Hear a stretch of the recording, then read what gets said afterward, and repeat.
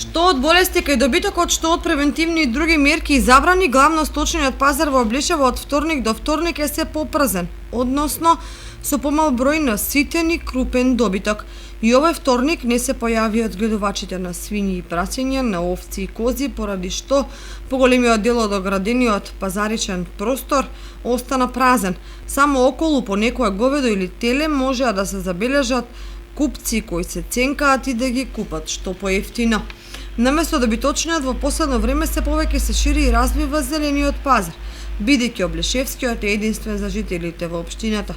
Сепак, иако се работи за земјоделска општина, на пазарот доминираат трговците од Струмичко и Радовичко, кои зависно од сезоната ги нудат своите градинарски и индустријски култури.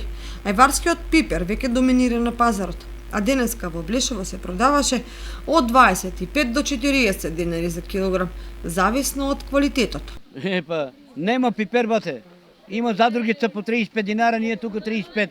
Не дават откупо парите кеч, тука носам и ги, а у Струмица нема толку пипер, тука што има многу пипер. И ја така, другарче, модро е 100 динара. 100 динара го даваме модро. Пиперо е многу убав, за вај година многу убав пипер име.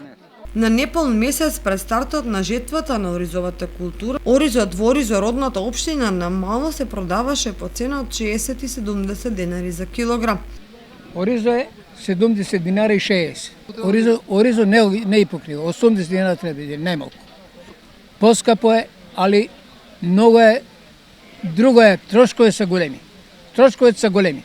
Јас има ако ги има, сега да дона 10, а има 100 декара ориз. Субвенции зимаме, од јас се преда на 10. Се. Зимат си они субвенции, а ја не зимам. Инаку дел од земјоделците се пожалија дека во моментот откупот на оризот е речиси блокиран од страна на откупувачите и преработувачите, што многумина ги сваќаат како притисок за намалување на цените.